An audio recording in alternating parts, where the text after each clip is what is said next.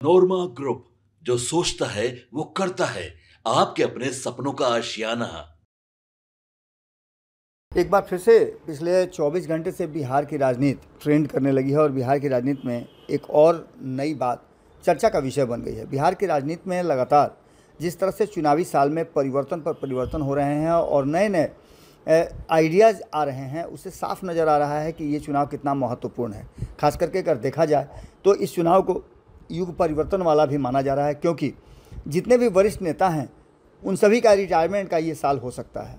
कई नेताओं का ये चुनावी सफ़र का अंतिम मोड़ भी कहा जा रहा है। तो वहीं नई पीढ़ी के आने की भी बात की जा रही है और नई पीढ़ी पूरी मजबूती के साथ चुनाव मैदान में उतरने की तैयारी में लग चुकी है।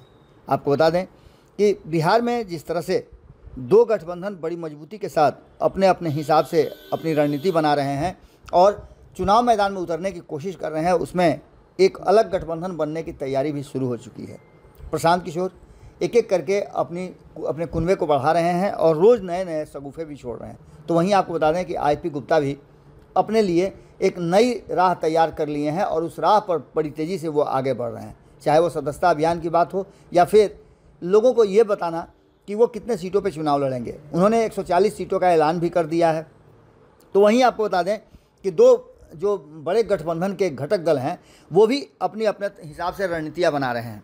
कल जब नीतीश कुमार और चिराग पासवान की मुलाकात होती है तो कई बातें निकल करके सामने आती है। पहली बात तो ये कि चिराग पासवान और नीतीश कुमार के बीच में क्या रिश्ते पहले से बेहतर हुए हैं या फिर दोनों के बीच में ट्यूनिंग नहीं बन पा रही है, जिससे कि बातचीत के बाद चिराग पासवान निकलते हैं और मीडिया से बात तक नहीं करते हैं, जबकि आपको पता है कि चिराग पासवान मीडिया फ्रेंडली हैं। इन सभी बातों के साथ साथ दूसरी बात ये भी चल रही है, कल हमने भी पंचनामा के साथ साथ भारत लाइव पर भी विश्लेषण करके आपको बताया कि दोनों के बीच में जो बातचीत हुई, इस बातचीत का असर एनडीए गठबंधन और बिहार की राजनीति में क्या पड़ना है। सबसे बड़ी बात कि सीट शेयरिंग का जो समझौता काफ़ी दिनों से उलझा हुआ था, उस सीट शेयरिंग के समझौते को लेकर के नीतीश कुमार कई राउंड की बातचीत कर चुके हैं। पहले राउंड की बातचीत में उन्होंने अपने पार्टी के नेताओं से बातचीत करके फाइनल डिसीजन किया कि वो जो बात कर रहे हैं और जिस रास्ते पे वो चल रहे हैं, जो उनका डिमांड है, वो डिमांड उचित है, अनुचित है, या उस डिमांड पर आगे क्या करना चाहिए। यही नहीं, उन्होंने साफ कह दिया कि आने वाले जो 2025 का विधानसभा चुनाव है उसमें जनता दल यूनाइटेड को नंबर 1 की पार्टी बनाना है। दूसरी बात कि एनडीए गठबंधन का मीटिंग करने से पहले उन्होंने भारतीय जनता पार्टी के साथ भी 1-to-1 बात की गया और भारतीय जनता पार्टी के जितने शीर्ष नेतृत्व के नेता हैं वो सभी नीतीश कुमार के साथ मिलने के लिए पहुंचे और बातचीत हुई। इस बातचीत में क्या कुछ निकल के सामने आया, उसका सीधा सीधा असर आपको देखने को मिला जब एनडीए गठबंधन की बैठक हुई। और इस बैठक में खास करके दो बड़े दल जो हिंदुस्तानी आवाम पार्टी है और लोक जनशक्ति पार्टी रामविलास है, इन दोनों के शीर्ष नेतृत्व के नेता नहीं पहुंचे। हालांकि मीटिंग में उनके प्रतिनिधि जरूर मौजूद थे और इस मीटिंग में ये कहा जा रहा था कि सीट शेयरिंग का समझौता हो जाएगा। सभी अपने अपने डिमांड के साथ वहां पहुंचे हुए थे, लेकिन कोई भी फैसला नहीं हुआ।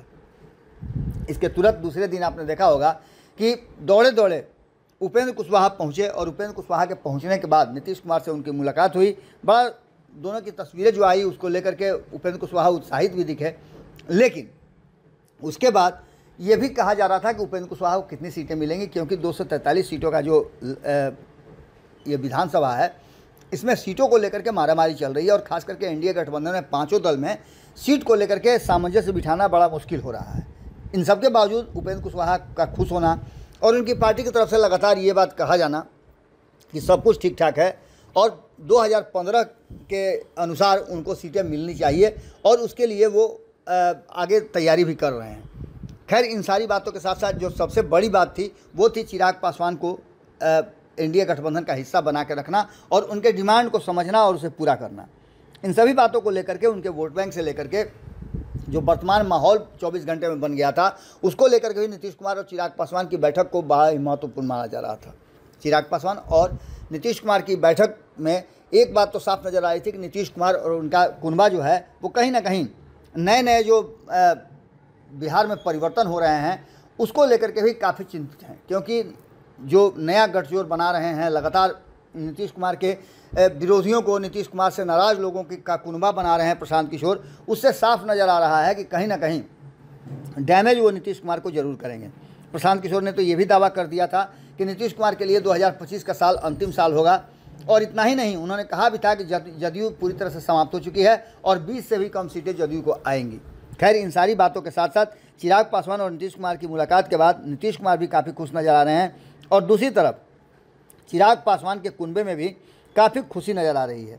इस बात को लेकर के जो वर्तमान स्थिति बनी है उसमें सीट शेयरिंग के समझौते तक बात पहुंची है और कहा यह जा रहा है कि सीट शेयरिंग के समझौते से एक तरफ जहां चिराग पासवान संतुष्ट नज़र आ रहे हैं, वहीं दूसरी तरफ भारतीय जनता पार्टी ने भी नीतीश कुमार और चिराग पासवान को ये बता दिया है कि आपस में वो लोग सीट शेयरिंग का समझौता कर लें। भारतीय जनता पार्टी को कितनी सीटों पर लड़ना है भारतीय जनता पार्टी ने पहले इन सभी को बता के रखा है। खैर, इन सारी बातों के साथ साथ जब जो सीट शेयरिंग का फॉर्मूला सामने नज़र आ रहा है उसमें नीतीश कुमार खुद को बड़े भाई बनाए रखने के लिए कम से कम एक सीट भी ज़्यादा लेंगे। 2015 में भी आपने देखा था, हालांकि 2015 में परिस्थितियां कुछ अलग बनी थी, लेकिन 2020 में भी नीतीश कुमार जब चुनाव लड़ने आए तो 122 और 121 का फॉर्मूला तय किया, जिसमें नीतीश कुमार ने अपने लिए 122 सीट रख करके ये साबित किया कि वो बड़े भाई हैं।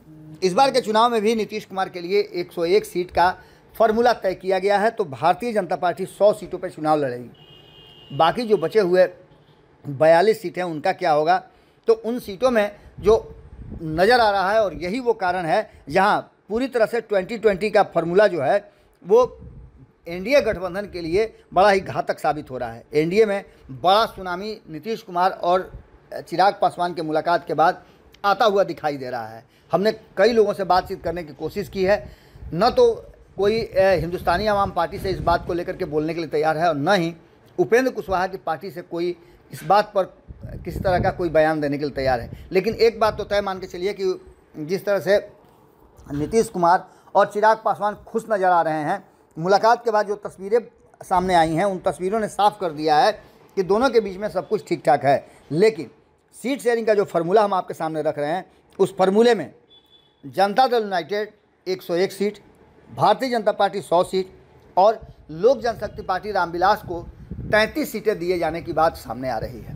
हालांकि ये फाइनल नहीं है, अभी इस पर कई मंथन होने हैं और इस मंथन के बाद क्या निकल करके आएगा ये भी देखना होगा। लेकिन बात यहाँ तक आकर के अटक गई है कि जब ये 101, 100 और 33 सीटें ले लेंगे तो बाकी मात्र 9 सीटें ही बचती है और इन 9 सीटों में दो दलों को संभाल के रखना और एनडीए में बनाए रखना बड़ा मुश्किल नज़र आ रहा है, क्योंकि इसके बाद जो फार्मूला है वो काफ़ी चौंकाने वाला है और यहीं से एनडीए के भीतर सुनामी आने की बात की जा रही है। इस 2020 के फार्मूले में 9 सीटों में से 5 सीट हिंदुस्तानी आवाम पार्टी को और 4 सीट उपेंद्र कुशवाहा की आरएलएम को देने की बात की जा रही है और ये आंकड़ा उड़ते उड़ते अब चर्चा का विषय बिहार की राजनीति और राजनीतिक गलियारे से लेकर के मीडिया जगत तक होकर के अब आप तक भी पहुंच रहा है। आपको बता दें कि इस फार्मूले को लेकर के कहीं ना कहीं एनडीए गठबंधन में बड़े विस्फोट की तैयारी शुरू हो चुकी है। अगर ऐसी स्थिति बनती है और उपेंद्र कुशवाहा और जीतन राम मांझी को उनके मन मुताबिक सीटें नहीं मिलती हैं, जिनकी उम्मीद 20 से अधिक सीटों की है, तो ऐसी स्थिति में आप समझ सकते हैं कि एनडीए गठबंधन का 5 पांडवों वाला जो ये कुनबा है उसका बना रहना कहीं ना कहीं संदेह पैदा करता है और दोनों जिस तरह के राजनीतिक तासीर के हैं, दोनों गठबंधन से बाहर भी हो सकते हैं। दूसरी तरफ आपको मैंने पहले भी बताया था कि इस बात को लेकर के प्रशांत किशोर रेड कारपेट बिछा करके ऐसे लोगों के लिए इंतजार कर रहे हैं जो नीतीश कुमार के विरोधी हों।